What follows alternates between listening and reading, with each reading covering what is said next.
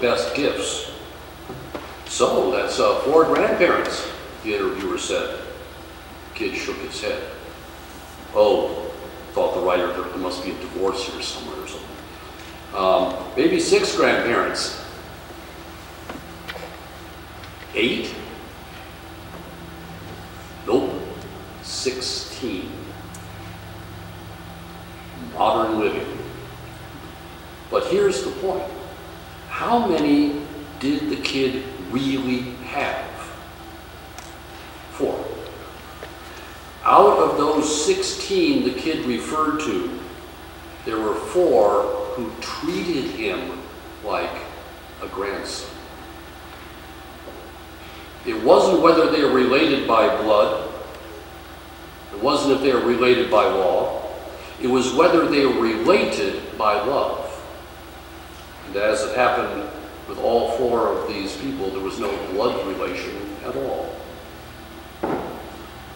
This is reflected in a short essay in the This I Believe series by, again, a child of modern domestic realities. I believe, she writes, that families are not only blood relatives, but sometimes just people who will show up and love you when no one else will. In May 1977, I lived in a Howard Johnson's motel off Interstate 10 in Houston. My dad and I shared a room with 2 double beds and a bathroom way too small for a modest 15-year-old girl and her father. Dad's second marriage was in trouble and my stepmother had kicked us both out the previous week. Dad had no idea what to do with me. And that's when my other family showed up. Barbara and Roland took me into their home because their only daughter, Sue, my best friend, asked them to. I lived with them for the next 7 years. Barb starched my drill team skirts the same as Sue's. She made sure I had lunch money, doctor's appointments, help with homework, jeans, necklaces, and nightly hugs. Barbara and Roland attended every football game where Sue and I marched, every drama performance I was in, even if I didn't have any speaking lines. As far as I could tell, for them, there was no difference between Sue and me. I was their daughter too. I still am. They'd known all about me when they took me in. When I was 7, my mother killed herself, and from then on, my father relied on other people to raise his kids. By the time I was 15, I believed that life was entirely unfair and that love was tenuous and untrustworthy. I believed the only person who would take care of me was me. Without them, I would have become a bitter, cynical woman. They gave me a home that allowed me to grow and change. They kept me from being paralyzed by my past. And they gave me the confidence to open up my heart. I believe in family.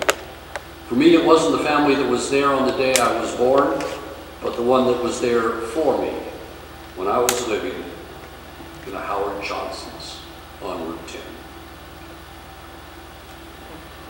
Being there for someone seems to count. This is an extraordinary situation, no doubt. It takes considerable financial and other resources, in addition to a commendable willingness to make this kind of difference in the life of a young woman.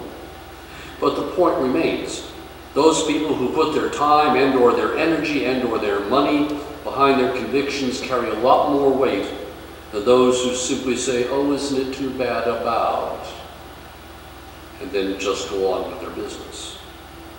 It's a theological point as well. For the Jews, one's family was critically important. It was the source of one's personal identity, even before you got to religion. People were known as son of or daughter of their parents. Jesus would have been known locally as Yeshua ben Joseph, Jesus, son of Joseph. But now here's Jesus saying that what's more important than one's biological family was one's spiritual family. Matthew 12. While he was still speaking to the crowds, his mother and his brothers were standing outside wanting to speak to him. Someone told him, look, your mother and your brothers are standing outside. They want to speak to you. But to the one who had told him this, Jesus replied, who is my mother? Who are my brothers? And pointing to his disciples, he said, "Here are my mother and my brothers. For whoever does the will of my Father in heaven is my brother and sister and mother." And when you really think about it, you don't have to all but adopt some person to make a positive difference in someone's life. Here's another essay. This is the one out of the entire book, outside of being kind to the pizza dude, that I've remembered even before I picked up the book. This is called "I Believe in Always Going to the Funeral." It says, "My father taught me that.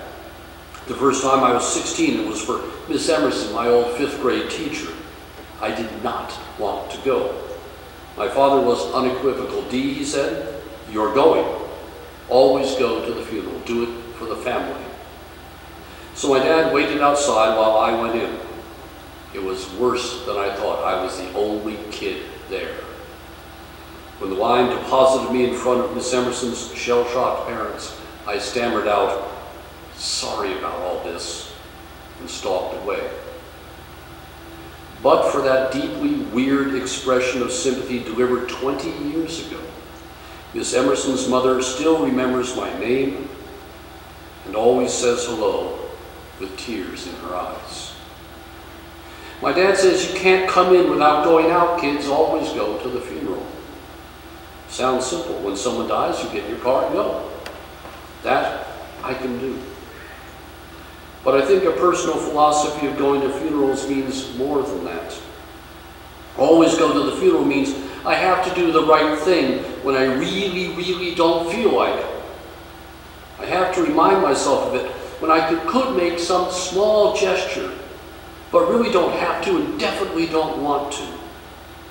I'm talking about those things that represent only inconvenience to me, but the world to someone else. You know, the painfully underattended birthday party, the hospital visit during happy hour, the Shiva call from one of my uncle's ex-wives. In my humdrum life, the daily battle hasn't been between good versus evil. It's hardly so epic. Most days, my real battle is doing good versus doing nothing. On a cold April night, 3 years ago, my father died a quiet death from cancer. His funeral was on a Wednesday in the middle of the week. I'd been numb for days when, for some reason, during the funeral, I turned and looked back at the folks in church. The memory of it still takes my breath away. The most human, powerful, and humbling thing I've ever seen was a church at 3 o'clock in the afternoon on a Wednesday, full of inconvenienced people who believed in going to the funeral. It makes a difference. Investing in the small time it takes to make a connection with another human being, even if it isn't a direct relative, even if it's only the librarian from your middle school who happens to be sick, or that person down the pew who's celebrating a new grandchild. All right, what we're getting to here again is that the abundant life, in capital letters, isn't going to be found out there, capital letters. It's going to be found a lot closer to home. When Jesus was tempted by the devil out in the wilderness, he was tempted with out there things. Universal food, immunity from harm, king of the world, and all that. But what Jesus said was, it's the Spirit that makes the difference. And that's true. We don't always remember the ordinary times, the times when we just keep walking along day by day. But we do remember what happened when we stumbled. And what we remember often is not so much that we stumbled, but what happened next. Did we have to pull ourselves up by our own bootstraps, or did someone lend a hand, a smile, or an open heart when we needed it? When we got the big promotion, arrived at the big birthday, was it the event itself or the sharing of it that we remember? But it's just out of those experiences that we find out the real truth about the abundant life. Here, our last little essay. Life seems to be, this woman writes, a series of crises that have to be faced. And some need strength to face them, though. I once fooled myself into an exaggerated regard for my own importance. I felt very independent. I felt only distantly aware of other people. I worked hard. I was successful.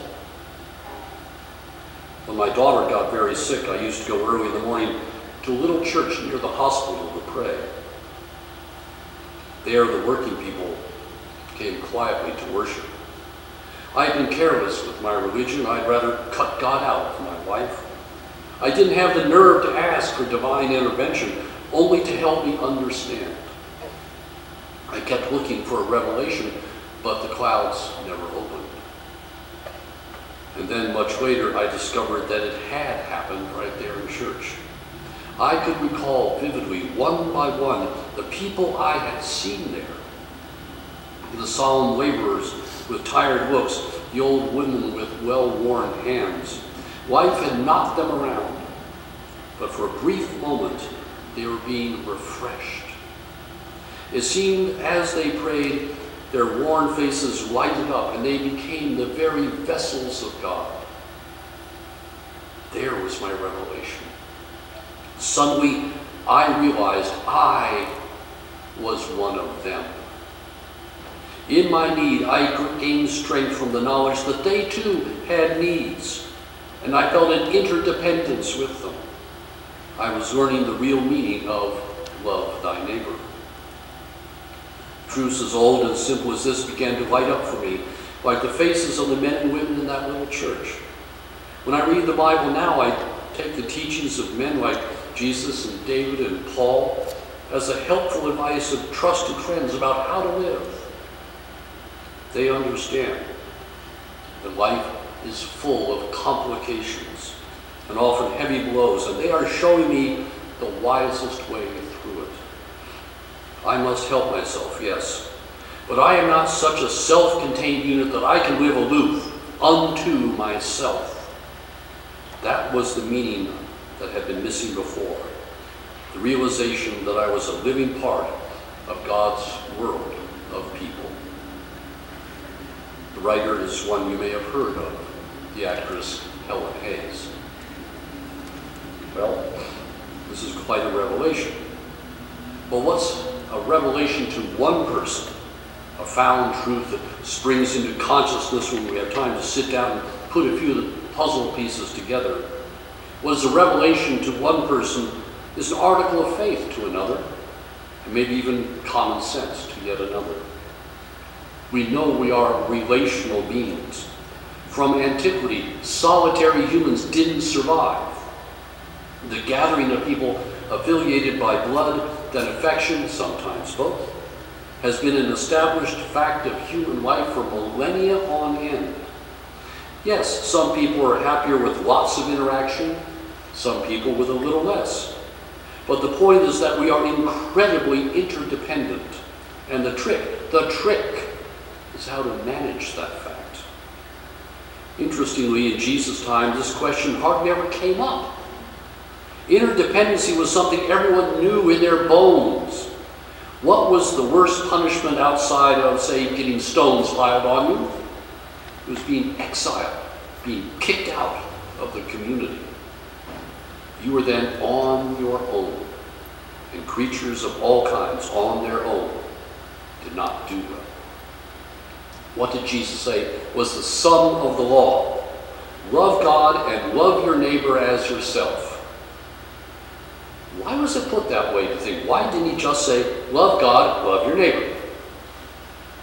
Let me suggest it's because you were inseparable from your neighbor. Loving your neighbor is one terrific way you love yourself. Loving our neighbor is to reaffirm the beauty of God's good creation, made interdependent for the good of the whole.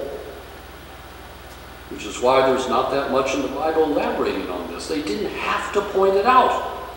That was the fabric of society already, a raft of tightly interwoven strands. Paul uses this fact to admonish his readers to work together. God has so arranged the body of all believers, giving the greater honor to the inferior member, that there may be no dissension within the body, but the members may have the same care for one another. If one member suffers, all suffer together with it. If one member is honored, all are honored together with it. We call ourselves a community of faith, and so we are. This really is little more than a recognition that we have something to do with each other. And that something is recognized and celebrated in our life together. Which is why when a child is baptized here, I introduce her to all her new aunts, uncles, brothers, sisters, grandparents. Not by blood, but by the Spirit. And where I sit, the Spirit counts. Praise God, from whom all blessings flow, the abundant life right here and now, in the teeth of the winter, for those warm-blooded souls who love each other very much.